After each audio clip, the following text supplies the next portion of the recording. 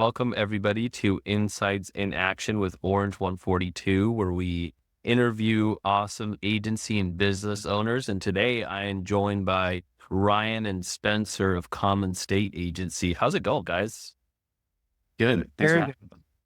me. Yeah, awesome. I know you guys are a little bit more in middle America compared to me out here in San Diego. How's it been out there? Is it starting to get cold or is it still nice?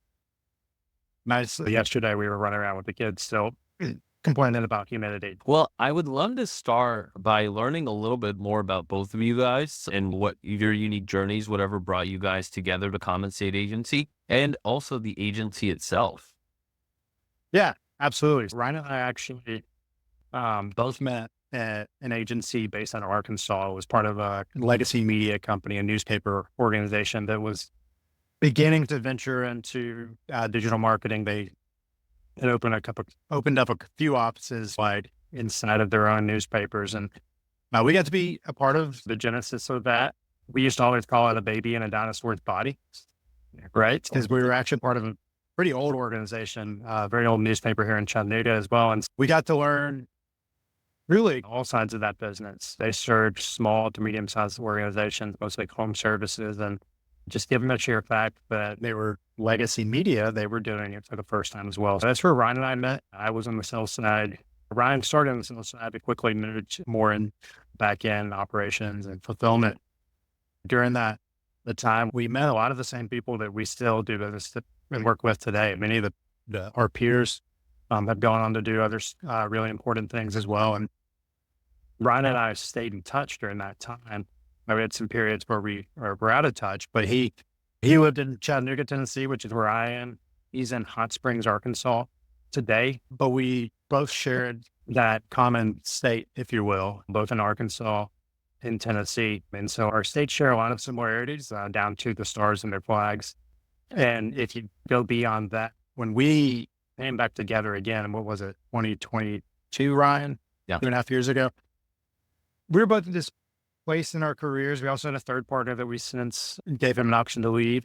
But we were all in this place where we had seen the good and the bad and the ugly of the industry. We saw some up and downs because it had been just about a decade.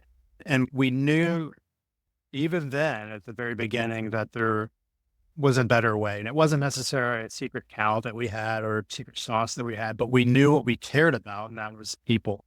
And so our mission at Common State is to do what you say, do it well, and consider others along the way. And it sounds easy and it sounds blatantly obvious, but put into practice, that's the better way forward, we believe. And so because of many of the things that we do are public access tools that anyone can implement. And so that sort of has that mission, if you will, is the common state of mind, paired with obviously the shared love for these two places in Tennessee and Arkansas. So Yeah, I was going to add on to that. It was funny because Spencer and I worked at the same agency out of the gate. That was my first job out of college. As he mentioned, I started in sales and then moved into channel fulfillment, PPC, paid media, all those things, SEO. And I actually worked at 3 different agencies, and then I wanted to leave the agency world. As many of us do, we're like, is the grass greener? We want to try to go in-house, if you will. And I think what we found is that you can take the person out of the agency, but you really can't take the agency out of the person. Right.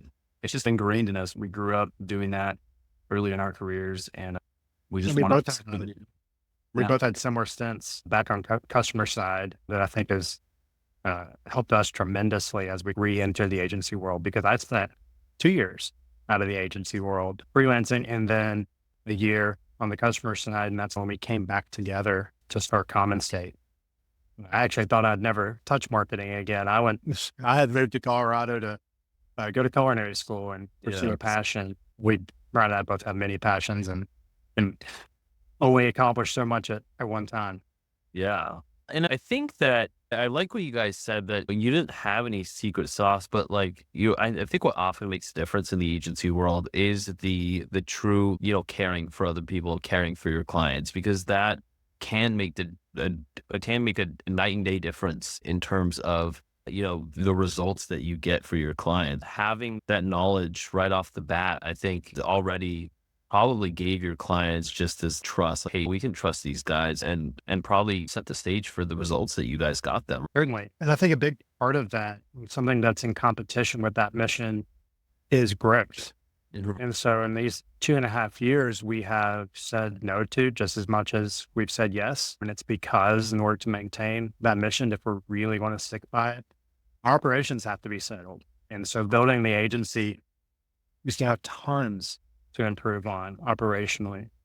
We've come a long way, but we're holding that mission at the same time as trying to figure out growth and growth goals and revenue opportunities and stuff has been probably the largest puzzle to figure out. The analogy I use all the time is not letting anything else slip off the back. And so everything that we allow to come in, really caring for it, nurturing it, and actually investing in those relationships. I think we have a number of different relationships that we either go to church with or work out with or just enjoy each other's company or friends. And there's deeper relationships. I think both of the cities we live in too also allow for that. Yeah. Hot Springs and Chattanooga are both very communal in that way. Yeah, and you see that a lot. And I guess would Tennessee and Arkansas be considered the South? I mean, I spent some time in Tennessee, so I've had a little bit of that community, and you get that a lot more, and that's awesome. And I guess to dive into that a little bit more, I know that your agency's core values emphasize transparency and trust as a foundation for long-term client relationships. And I guess I'm curious, how do you maintain these values in a field where results can be unpredictable, due to maybe economic fluctuations and maybe also algorithm changes? I would say it starts with expectations, and it's cheesy, right? Every agency talks about setting expectations on the front end and the sales process and the pre-sales process. That's where we start. And it goes back to what Spencer said. Sometimes we say no, and we say no because we know that we're not going to be a good fit for somebody, or they're not going to be a good fit. And we'll take it one step further. We don't want to try to sell the concept of marketing and also sell our services at the same time. So we try to work with people and agencies that understand marketing as an investment and not just another expense, right? Like, help with clients that they're spending $1,000 a month and they think it's the end of the world, and you have to continue to sell them on the concept of marketing. So expectations are key. We try to tie ourselves to revenue as closely as possible. So that means often being in a client's CRM or mapping our campaigns to a data warehouse or something. It's nice to say we drove this many clicks or this many impressions. You see how many phone calls we got you, but we want to take it one step further and try to prove the business outcomes. Yeah. I think that's where Spencer and our experience really was key. I worked in the SaaS industry and B2B, where I was able to focus on one client, the place that I was working, and dive into the CRM, work with sales, work with customer success, work with product.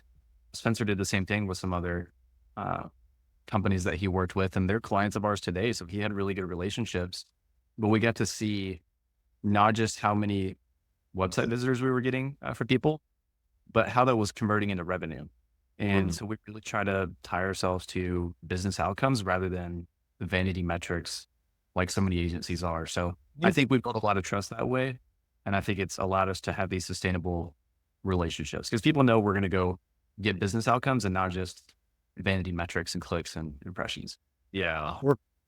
Requires a certain amount of curiosity too, because like you said at the beginning, the nature of marketing is unpredictable, especially whether it's seasonality or there's outside factors like an election or something like that. And so I think you have to have a natural curiosity when you're looking at data or when you're with your customers to say, why did this? Because we are rational people. If you've been in this business any amount of time, you can rationalize any set of data to share your, whatever your mission is, whatever your MO is. And I think it's constantly educating those customers to say, hey, look, there's a million ways we can chop up this data. Let's not take any single one of them as face value. And so let's have a natural curiosity at what the story is here. And oftentimes we'll look at other places for historical metrics, or like Ryan said, often we'll go straight to sales for information or set up extra barriers, whether it's enhanced call tracking or something like that, where we can actually spend time to figure out what the real story is. Because often we'll discover, like we used Ryan, a great example is with one of our clients, an orthopedic care company that we work with out of Texas. We discovered after the course of a few months we see one set of data that's telling one story and see another where it's not exactly matching up. We discover that inside of their data warehouse, they were incorrectly matching some customers that were technically net new, but they hadn't been there in 3 years. And so their information was in the system, but it was thinking that they were an old customer, but they were new because their rule set, the rule set basically requires them to be new after 3 years. And so it changes the data, right? And we could have taken it at face value, but I think just not being satisfied ever, whether things are going good or if they're going bad, is how you improve over the course of time. And that was a muddy example, but I think we try to do that. Not just Brian and I, but the people that we hire also share those values as well. Yeah. And it's funny. You're right. Marketing is unpredictable, and it's so interesting the way that the industry's moved. Lately, or I think over the past couple of years, like these big risk reversal offers became huge in marketing, and it wiped away a lot of trust for the industry. And so there is this, hey, I need to set expectations, and especially in a world of setting guarantees and all that stuff, and I'll get you 100 leads in 30 days, or else I'll pay you all of your money back. Those became so big. And so I think you're right. Like setting expectations in this market today has become more of a valuable thing. And I think people are going back to people who are like yourself. Hey, we say no to 50% of the people that we talk to because we just know we can't help. And people respect that trust. And I think that's where myself too, coming from the sales side of the agency world, people respect that humanity and that true, hey, this is what I can do and this is my lane, rather than the yes man. And that a lot in service-based businesses where things in general are muddy. You don't know what types of results you're always going to get somebody. And I think being upfront with that is fantastic. We've both been yes men. Now I think that we just unfortunately, or fortunately rather, have the benefit of hindsight. And so we've learned the hard way, right? Whether it was freelancing or at the beginning days of Common State, what biting off more than you can chew means. And so, because it's not just going to hurt your pocketbook, but it just hurts a relationship, and it's just not worth it to us. One of my favorite, not quotes, but things I've heard in the past couple of years from Ryan Reynolds, who has proven himself to be a marketing genius the past few years, is that we forgot that advertising was supposed to be fun. And I think both Ryan and I, coming from legacy media, starting inside of newspapers, news organizations, where in many ways back in the day, advertising was still fun. I told a story recently about one of my first days at that newspaper. I pulled this big, beautiful Budweiser ad out of the newspapers. This old, they'd republished an ad from the early 1900s. I thought it was beautiful, and I hung it at my desk. And it really as a reminder that this is supposed to be fun, right? It's not necessarily just a game to hack. And I think that's something that we try to bring along, even in a lot of times when the work can be very cold, and just by its own nature, numbers and statistics and things like that. But it's try to carry that as much as possible, because otherwise we'll go mad in a very busy world. I think what Spencer and I have the luxury of having done earlier in our careers is working for other agencies where we didn't have as much say on what came through the pipeline or what we had to work on. And we understand that at the end of the day, businesses are trying to make revenue. They have sales teams. They're trying to fill the pipeline and bring in all different types of customers.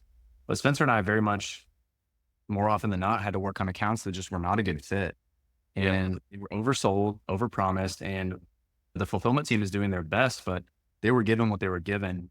And that's never a fun position for anybody to be in, whether you're sales, customer success, or fulfillment. And we just vowed to never compromise revenue for relationships. And that means that everybody that comes in the door, we are 99% sure we can help them. There's always unknowns and untangibles, but we want to know that we can help them, that we can deliver, do what we say we're going to do. And it makes it more fun too, right? Like when you're helping people and seeing them thrive and their businesses grow. Yeah. And then when you see one of your local clients at the grocery store and you're not embarrassed to go up and say hi to them because your marketing is doing great, it just makes it that much sweeter. That's how we kind of operate our agency.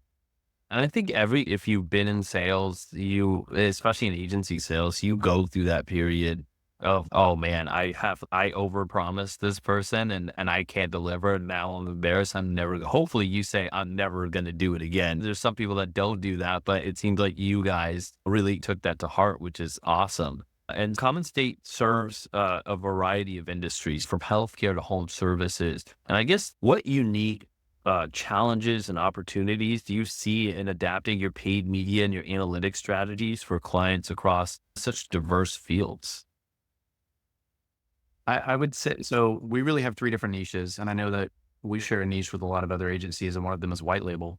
The reason that three niches: white label, home services, healthcare, and all those really stemmed out of our own personal relationships. So the first being, we worked at agencies. We still have those relationships. We still kept in touch with people that we worked with that moved on to other agencies, and maybe we were contracting for those agencies at one point, and maybe they needed extra hands.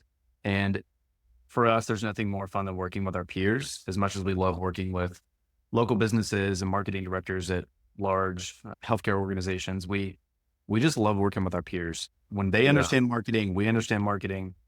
They understand how to set up conversion tracking just as much as we do. We're just hired to help.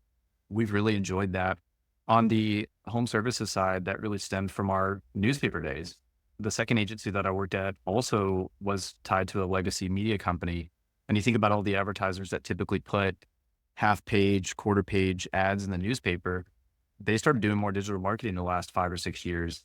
But in healthcare, same thing. Like, one of our clients is Spencer's Dentist. Like, we just started with our relationships, who we knew, and we really haven't tried to go to market and like cold sell anybody. And it's something that we haven't had to do that yet, but there will come a day, and we just started ramping up our own advertising. But I really think it comes down to living in the moment. When you're on a call with one client, what is their strategy? What are their unique selling points? Not what is this cookie cutter strategy that you can bring to one client versus the other. I think that's where our in-house experience really, again, has just given us a leg up. We've almost found the perfect balance between being a business consultant and an agency, and that's really hard to do. Sometimes we can over-index on being a consultant and less on scaling an agency, and we have to find that balance every day. But you have to treat every client separately. We have to treat every agency separately. We have to treat all of their clients separately. Obviously, using what we've learned in those industries to give ourselves a leg up, but I think it really comes down to living in the moment and treating every client individually, which is what a service-based business is. It's not a cookie cutter approach. Yeah. Wow, I love that answer. Given the current challenges in digital advertising, what do you think the biggest mistakes companies are making in slower periods? And what advice would you offer to help them make more strategic decisions during these times? I would say, Yeah. we'll probably have the same answer here, but I would say spend time fixing your systems and your operations. There's always work to be done. Obviously, people want the first of the month for an agency is typically hair on fire, resetting budgets, resetting campaigns. The back half of the month, maybe it's a bit slower, and maybe that's good for the team and work-life balance and all those things, but that's also an opportunity to fix one thing that has been holding the team back. So maybe it's onboarding, maybe it's your pre-sales process, maybe it's your quoting process, maybe it's the way that you send out automated, maybe you're doing something manually that could be automated. And I think a lot of agencies are so stuck in being reactive that they just never get out of that cycle. And so again, it goes back to, that's why we have purposely said no. We just wanted to make sure that if we do decide to, we would never do this, but hire 50 sales reps, would we be able to support it? And if the answer is no, we have to fix some stuff. And sometimes it's tough because you're fixing one very small thing, but when you start to implement that over and over, you start to see the fruit of the labor there. So my biggest advice to agencies, especially that are younger, in the slow times, in the off seasons, fix your systems, use automation. There's a lot of automation, Zapier, all of these project management systems have automations. Use AI as a supplement, and don't rely on it, but use it as a supplement. And your team will thank you for it. Also will your clients. Sure. Hey, Ryan, you took the kind of agency side of it in these slow times, economic periods, or what have you. I tend to think more like customer side because of the indirect business that we get. And it's a similar approach, right? I think a lot of, especially smaller leader teams, like the mid-sized company, that may have one person on staff that pays attention to marketing, and then maybe an operations person or a CEO that sits in the meeting or something. We tend to find that they know just enough to be dangerous, right? And what I mean by that is that they understand that there's something maybe to hack or it's a numbers game or something like that, but they try to speed up the process of legacy building. And that kind of goes back to operations of your systems and your ability to catch what you're spending money on, right? Because you're spending money on impressions and clicks and people and journeys and so forth. And with so many companies they're not willing to invest in the systems, not just paying for a CRM or something like that, but investing in knowing how to even keep that system clean to go catch that information and catch those people.